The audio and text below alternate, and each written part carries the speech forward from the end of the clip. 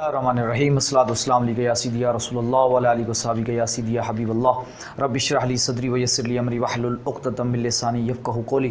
عزیز طلباء کرام، جامعہ نظام مصطفیٰ صلی اللہ علیہ وسلم کی آن لائن کلاسز سے ایک بار پھر حاضر ہیں۔ ہم نحمیر پڑھے تھے اور نحمیر کے اندر ہم نے حروف عاملہ کی بحث کو شروع کیا تھا کہ کون سے حروف عمل کرتے ہیں اور کون سا عمل کرتے ہیں۔ تو میں نے بتایا تھا 5 قسم کے حروف ہیں جو عاملہ ہوتے ہیں، یعنی عمل کرتے ہیں، اپنے بعد والے کی حالت تبدیل کرتے ہیں۔ تو ان میں سے ہم نے پہلی قسم کو پڑھا تھا حروف جارہ، جو اپنے بعد اسم کو جر دیتے ہیں۔ ذہن میں رکھ لینا ہے۔ تو یہ ہمارا حروف مشبہ بالفعل کا درس تھا، جس کو اچھے طریقے سے آپ نے ذہن نشین کرنا ہے۔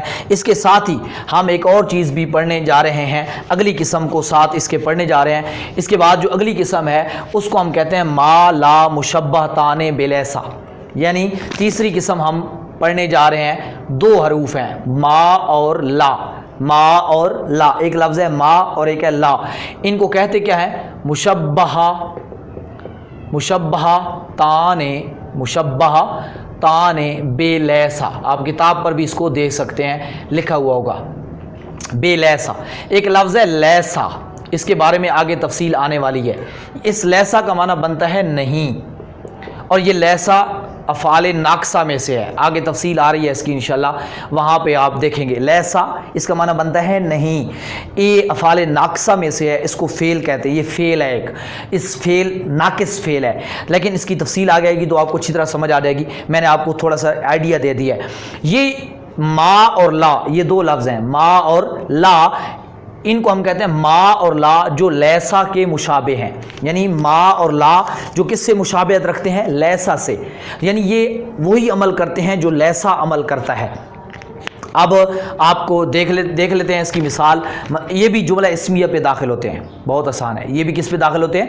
جملہ اسمیہ پہ داخل ہوتے ہیں۔ مثلا یہ دیکھو لفظ ہے زیدن، جملہ اسمیہ ہے، زیدن قائمن، یہ ہو گیا جملہ اسمیہ۔ اس کے شروع میں آپ لگا دیں میم علیہ زبر ما، آپ اس کے شروع میں لگا دیں ما، تو ما جو ہے آپ نے جو ہی لگایا ما، تو یہ ہو گیا ما زیدن۔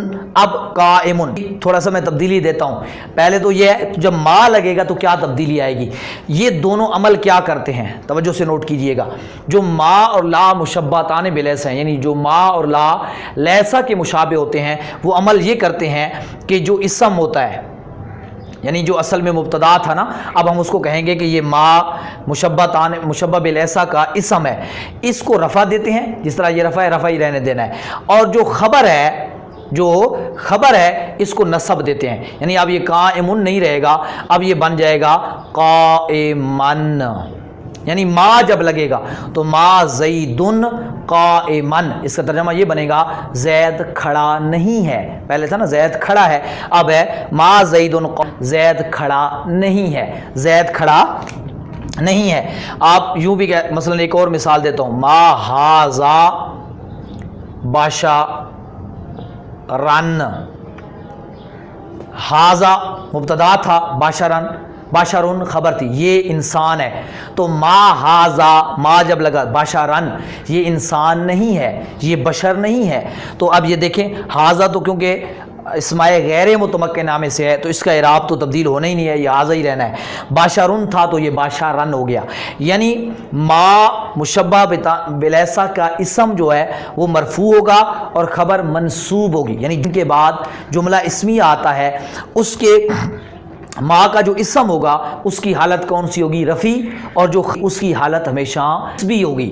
یہ ان کے اندر رکھنے ہیں، یعنی میں نے آپ کو بتایا نا 3 ہی حالتیں ہوتی ہیں۔ تو اب ما کون سی حالت بناتا ہے؟ اپنے اسم کی رفیع حالت بناتا ہے، خبر کی نصبی حالت بناتا ہے۔ اسی طرح لا بھی یہی کام کرتا ہے۔ لا کی مثال بھی دیکھ لیتے ہیں۔ مثلا آپ دیکھ لیں کہ آپ کہہ لیں لا زیدن، یہی مثال ہے، زیدن قائمن، زید کھڑا نہیں ہے۔ اب لا بھی کہہ سکتے ہیں، لا زیدن قائمن، تو یہ بھی آپ بول سکتے ہیں۔ تو اسی طریقے سے آپ کہہ سکتے ہیں ما رجل قائمن، لا رجل قائمن، لا رجل قائمن۔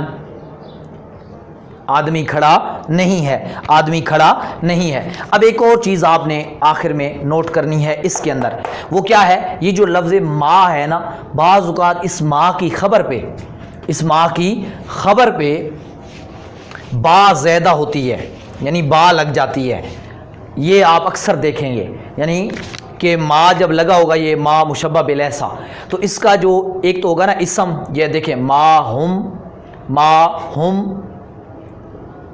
یہ ہو گیا اسم اس کا، بے مؤمنین، بے مؤمنین۔ اب دیکھیں یہاں پہ یہ با لگی پڑی ہے، حرف جار، اور یہ مومنین مجرور بن رہا ہے لفظی طور پہ، دیکھیں نا جار کے بعد جو بھی ہوگا تو وہ مجرور ہوگا، لیکن حقیقت میں یہ ما کی کیا ہے؟ خبر ہے۔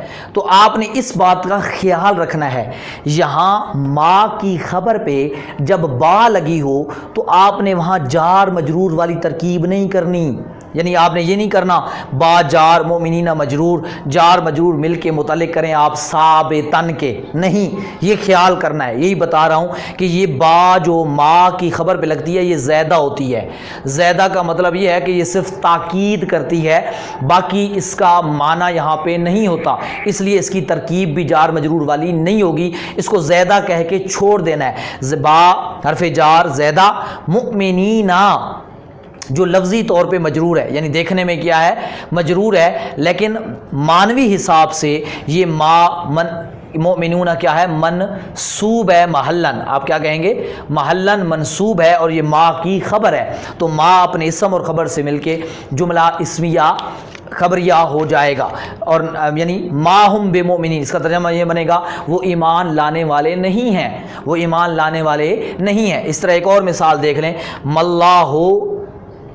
مَاللَّهُ بِغَافِلٍ عَمَّا تَعْمَلُونَ، ٹھیک ہے، یعنی جو تم کرتے ہو اللہ اس سے غافل نہیں ہے، یعنی عبارت کیا تھی؟ مَاللَّهُ بِغَافِلٍ عَمَّا تَعْلَمُونَ۔ تو اب یہاں دیکھیں تو عَمَّا تَعْلَمُونَ یعنی جو تم کرتے ہو اللہ اس سے بے خبر نہیں ہے، تو اب مَاللَّهُ بِغَافِلٍ، دیکھیں اللہ اس کا اسم ہے تو اس پہ رفع آیا اللہ ہو، میں نے آپ کو بتایا تھا کہ اللہ پہ ہمیشہ تنوین نہیں آ سکتی، ہمیشہ رفع ہی آتا ہے، یہ آپ کو نوٹ کرا چکا ہوں، اور با حرف جار ہے لیکن یہ زیادہ ہے، کیونکہ ما نافیہ کی خبر پہ جب بھی با آئے گی وہ زیادہ ہوگی، اور غافلن اس کی کیا بنے گی؟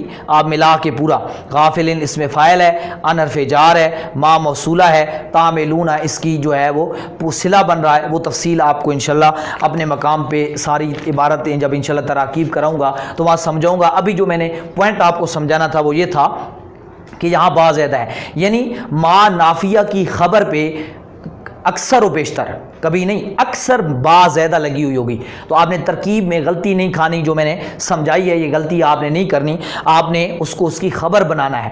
لفظی طور پہ وہ مجرور ہوگا، لفظی اعتبار سے تو با لگ گئی تو اس کی حالت کون سی بنے گی؟ جری بنے گی، آپ نے اس کی حالت نصبی نہیں بنانی، جری بنانی ہے، کیونکہ لگا ہوا جو با ہے، لیکن معنی میں آپ نے خیال رکھنا ہے، معنی میں آپ نے با کا معنی نہیں لینا۔ تو یہ چند چیزیں تھیں جو ما اور لا مشبہتان بلیسا، یہ دو حروف ہیں، یہ دو جو لیسا کے مشابہ ہوتے ہیں، ان کا عمل یہ ہے کہ یہ اسم کو نصب اور خبر کو رفع دیتے ہیں، تو یعنی اسم کو رفع اور خبر کو نصب دیتے ہیں، یعنی حروف مشبہ بالفعل کے الٹ کام کرتے ہیں۔ حروف مشبہ بالفعل کیا کرتے ہیں؟ اسم کو نصب اور خبر کو رفع، اور یہ کیا کرتے ہیں؟ اسم کو رفع اور خبر کو نصب دیتے ہیں، یعنی الٹا کام کرتے ہیں دونوں، یہ ما لا اور کام کرتے ہیں، حروف مشبہ بالفعل اور کام۔ حروف مشبہ بالفعل سے جو جملہ بنتا ہے آپ کو میں نے بتایا تھا، انا انا لاکنہ لیتا لاکنہ اور کانا سے جو بنے گا وہ جملہ اسمیہ ہوگا، اور جو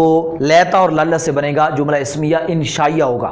یہ بھی آپ نے وہ پہلے والی باتیں ذہن کے اندر رکھنی ہے پورا جملہ بناتے ہوئے۔ یہ ابھی کیونکہ ساری بحث ہماری اعراب پہ ہو رہی ہے، عمل پہ ہو رہی ہے کہ کون اعراب آتا ہے، کون سا عمل ہوگا، ہمیں کیسے پہچان ہوگی کہ یہ کلمے کی کون سی حالت بنی ہوئی ہے، رفیع، نصبی، جری۔ تو ابھی ہم اس کو ڈیٹیل سے پڑھتے جا رہے ہیں، تو ہم نے 3 قسموں کو الحمدللہ یہاں پہ پڑھ لیا کہ 3 قسمیں ہم نے تفصیل سے پڑھ لی کہ حروف عاملہ کی، کہ وہ حروف جو کیا کرتے ہیں، عمل کرتے ہیں. میں نے بتایا تھا یہ 5 قسم کے حروف ہیں.